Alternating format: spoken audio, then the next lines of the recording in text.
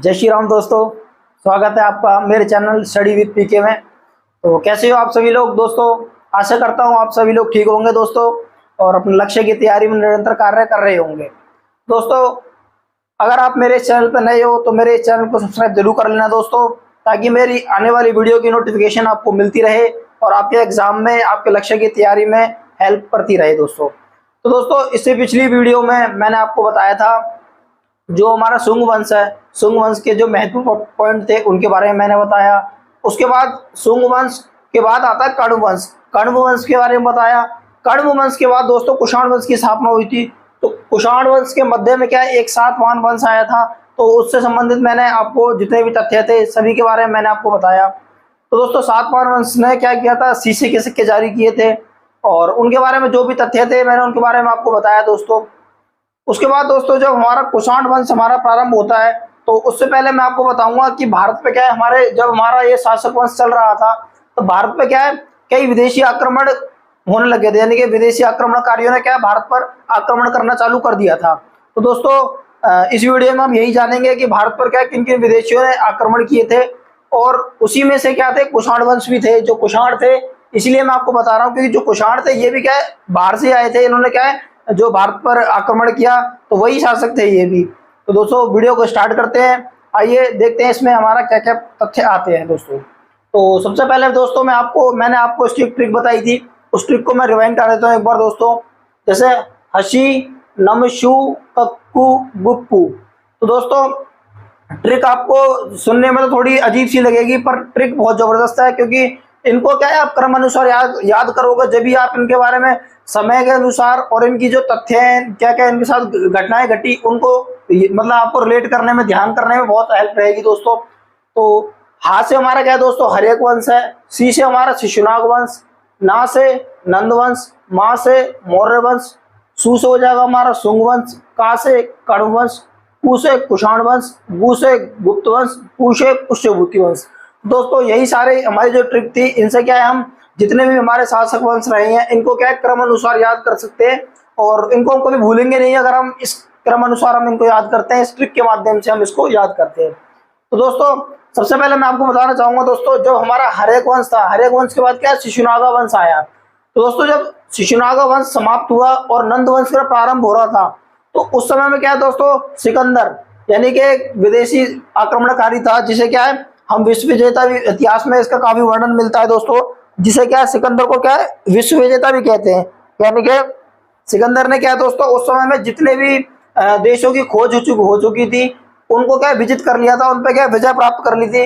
खाली वो क्या है भारत को नहीं विजय, भारत जो हमारा भारत पे विजय प्राप्त नहीं कर पाया था दोस्तों।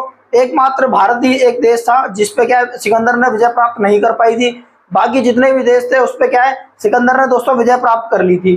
तो दोस्तों ये किन के समय में आया था सिकंदर, नंद वंश के एक शक्तिशाली शासक थे धनानंद के समय काल में आया था दोस्तों, सिकंदर ने आक्रमण किया।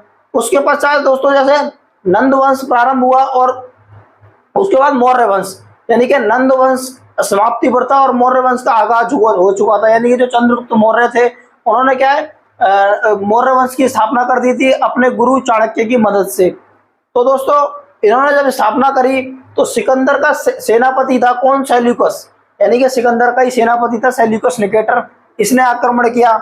पर जो चंद्रगुप्त मौर्य थे उन्होंने क्या है इसको परास्त कर दिया, जो सेल्यूकस था इसको क्या है परास्त कर दिया उनको चाणक्य की मदद से। यानी कि चाणक्य जो थे इनके गुरु थे, बहुत ही बुद्धिमान और चालाक व्यक्ति थे और उनको क्या है सारी राजनीति शस्त्र कलाओं का सभी का उनको संपूर्ण ज्ञान था।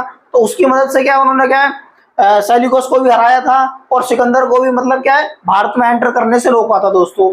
तो उसके बाद दोस्तों जब हमारा यहाँ पर मौर्य वंश समाप्ति पर आ रहा था और शुंग वंश की स्थापना हो रही थी दोस्तों।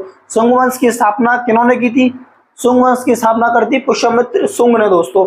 तो जिन्होंने क्या 2 अश्वमेध यज्ञ भी कराए थे पुष्यमित्र शुंग ने। तो दोस्तों जब मौर्य वंश का समापन हो रहा था और शुंग वंश की स्थापना हो रही थी, इस बीच में दोस्तों क्या है 4 आक्रमणकारी आए थे। तो 4 आक्रमणकारी कौन कौन से थे उनके बारे में आपको डिटेल में बताता हूं दोस्तों। पहले दोस्तों यहाँ पर मैंने उनकी भी एक ट्रिक लिखी हुई है ISPK, जैसे साउंड तो मेरे चैनल के नाम से ही कर रहा है जैसे स्टडी विद पीके। तो दोस्तों ऐसे ही क्या है 4 आक्रमणकारी आए थे उस टाइम पे। ISPK, आई से क्या होगा दोस्तों हमारा इंडो ग्रीक, यानी कि इंडो ग्रीक शासक थे, उन्होंने क्या भारत पर आक्रमण करना चालू किया। उसके बाद शक, यानी कि दोस्तों शक शासक थे, जिसके बारे में मैंने आपको इससे पिछली वीडियो में भी बताया था कि शक शासकों ने क्या भारत पर आक्रमण करना शुरू कर दिया था, तो शक शासक थे। उसके बाद दोस्तों पी से हो गया हमारा पहलव, यानी कि पहलव वंश के शासक थे, उन्होंने भी क्या भारत पर आक्रमण किया था। उसके बाद आगे हमारे कुषाण, के से क्या हो जाएगा हमारा दोस्तों कुषाण, यानी कि ये जो कुषाण है, ये जो अगली हमारी जो कर्ण वंश के बाद में अगले जो शासक आ रहे हैं कुषाण, इन्हीं के बारे में बात हो रही है दोस्तों। तो क्या है कुषाण, इन्होंने भी क्या भारत पर आक्रमण किया, तो उनके बारे में हम दोस्तों हम जान लेते हैं कि हमारे क्या क्या इसमें महत्वपूर्ण पॉइंट बनते हैं। तो दोस्तों सबसे पहले हम देख लेते हैं इंडो ग्रीक। इसमें पहले हम दोस्तों मैं आपको बताना चाहूंगा थोड़ा सा डिटेल में, जैसे ये हमारा आप समझ लो इंडिया का मैप है दोस्तों, ये इंडिया का मैप है। तो जैसे यहाँ पर क्या हमारा ये हो गया दोस्तों हमारा अफगानिस्तान, ये हमारा अफगानिस्तान है, यहाँ मैं लिख देता हूँ, ये ए से अफगानिस्तान हो गया। ये हमारा क्या हो गया पी से पाकिस्तान।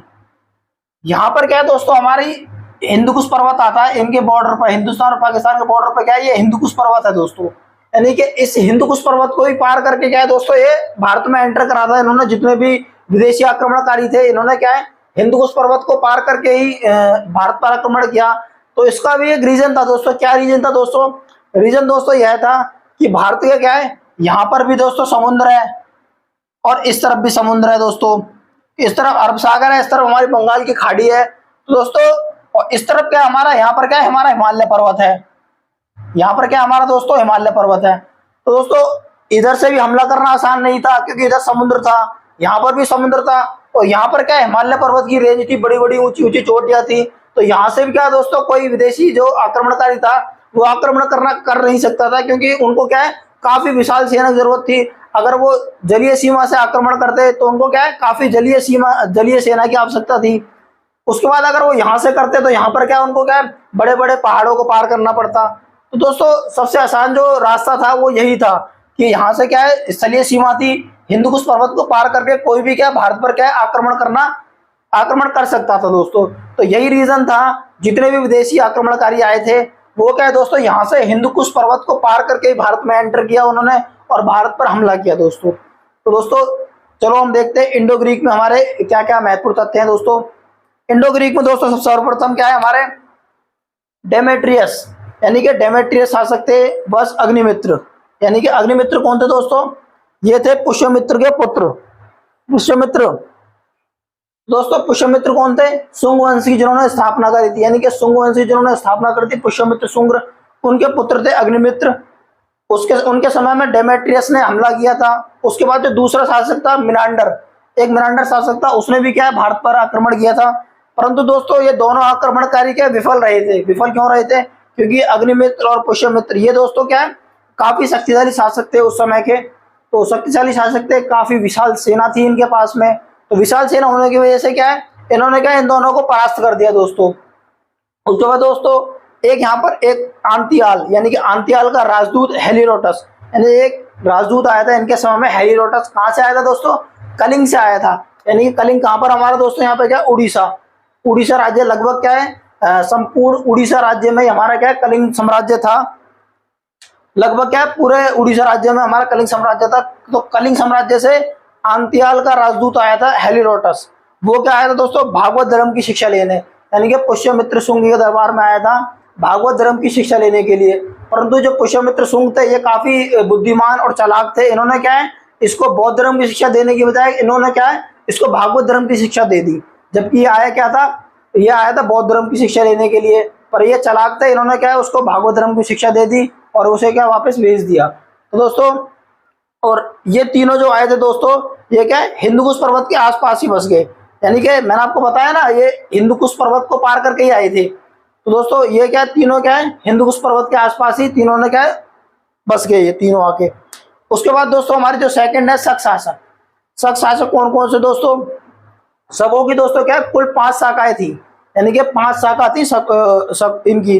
दोस्तों ये आए कहाँ से, ये आए कहाँ से थे मैं आपको इसमें थोड़ा सा बता देता हूँ मैप के जरिए। दोस्तों यहाँ पर दोस्तों क्या है ये आए थे दोस्तों यहाँ पर मध्य एशिया से, यानी कि काफी दूर, भारत से क्या काफी दूर है, यहाँ पर जगह नहीं है इसलिए मैंने थोड़ा पास बना दिया। दोस्तों ये मध्य एशिया से आए थे और ये क्या थे दोस्तों, यूची कबीले के थे।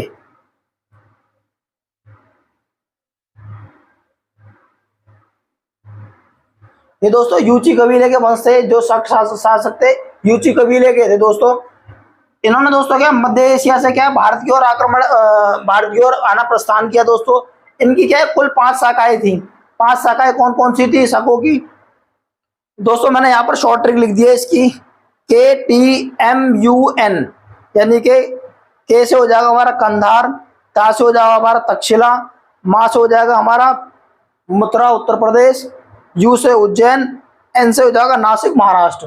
तो मैं आपको एक बार मैप के जरिए बता देता हूँ दोस्तों, इनकी 5 शाखाएं थी दोस्तों। एक बार मैप के जरिए मैं आपको बताता हूँ दोस्तों। ये क्या है हमारा, ए से क्या है हमारा अफगानिस्तान। दोस्तों अफगानिस्तान में इनकी शाखा थी, कौन सी थी?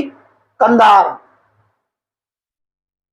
यानी कि कंधार में यहाँ लिख देता हूँ, थोड़ा सा इसको रफ करके हल्का सा।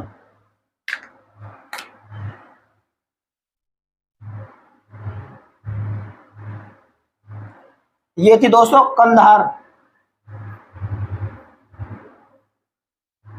ये कहां पर थी? अफगानिस्तान में शाखा थी इनकी। उसके बाद दोस्तों एक थी इनकी पाकिस्तान में, जैसे कि ये हमारा क्या है दोस्तों, पाकिस्तान है। ये हमारा पाकिस्तान है। यहाँ पर क्या थी? तक्षशिला।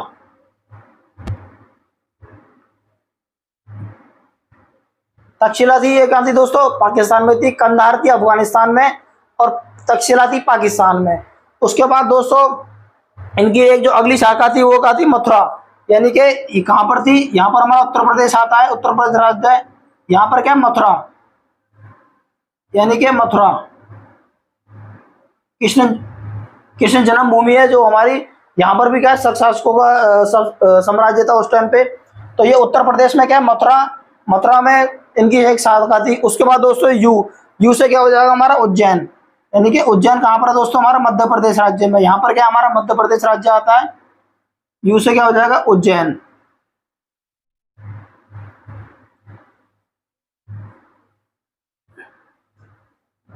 उज्जैन दोस्तों, उज्जैन में भी क्या है, इनकी एक शाखा थी मध्य प्रदेश में। उसके बाद जो एक जो चौथी 5वीं शाखा थी इनकी, वो कहां पर थी दोस्तों? यहाँ पर क्या हमारा महाराष्ट्र राज्य है।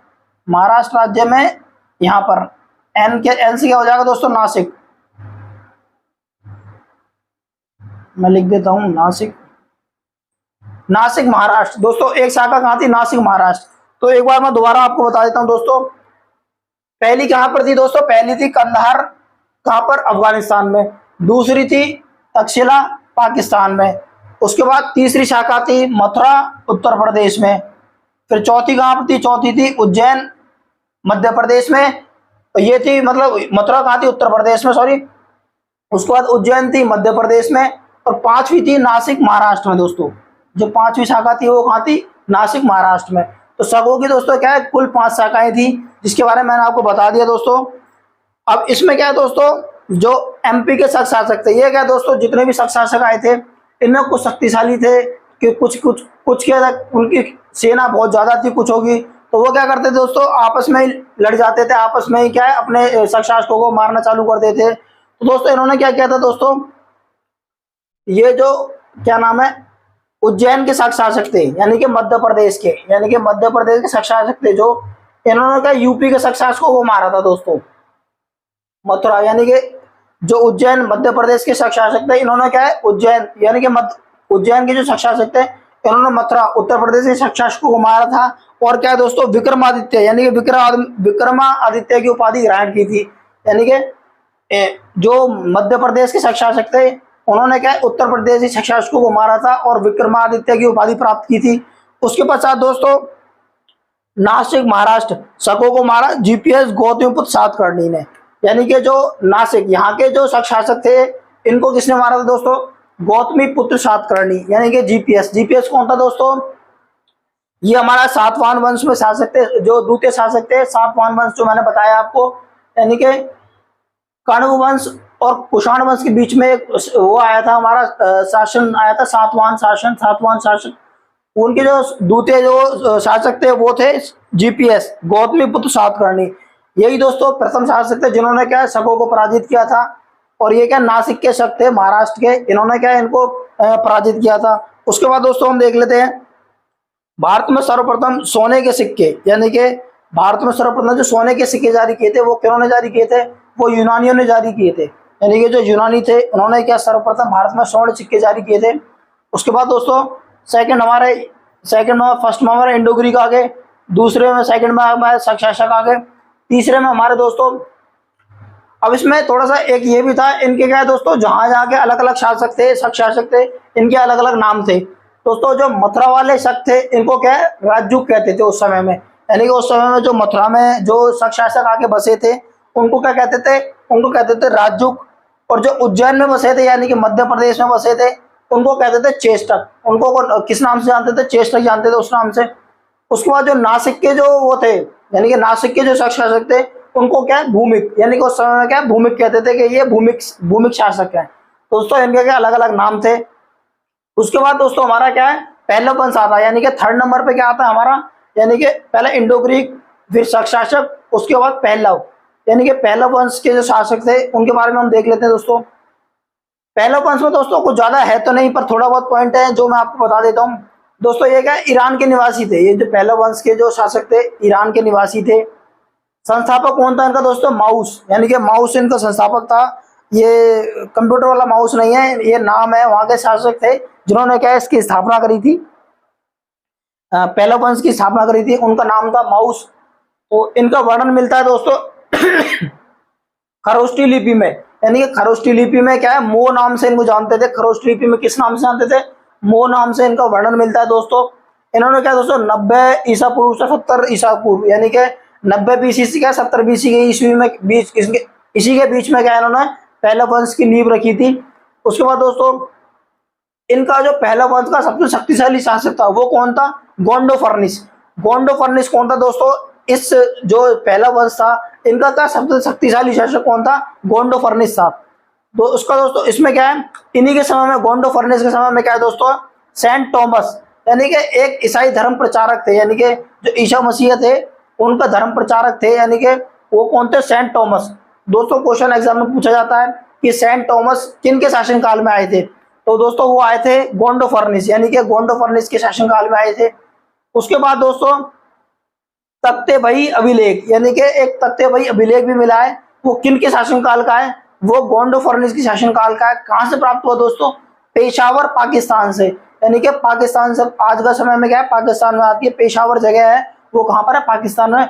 वहां से एक अभिलेख प्राप्त हुआ था, कौन सा, तख्ते भाई अभिलेख प्राप्त हुआ था। वो किन के शासनकाल का है दोस्तों, वो गोंडो फर्निस है, जो पहले वंश के सबसे शक्तिशाली शासक थे उनके समय का है दोस्तों। उसके बाद दोस्तों मैंने आपको इंडो ग्रीक के बारे में बता दिया, शक शासकों के बारे में बता दिया, पहले वंश के बारे में बता दिया। अब दोस्तों हमारे क्या है कुषाण वंश रह गया। तो कुषाण वंश के बारे में दोस्तों हम क्या है नेक्स्ट वीडियो में देखेंगे दोस्तों कि इनके बारे में हमारे क्या क्या महत्व बनते हैं दोस्तों। वीडियो अगर दोस्तों पसंद आए तो लाइक शेयर एंड सब्सक्राइब जरूर करना दोस्तों। मिलते हैं नेक्स्ट वीडियो में, तब तक के लिए पढ़ते रहिए, आगे बढ़ते रहिए दोस्तों। जय हिंद, जय भारत दोस्तों।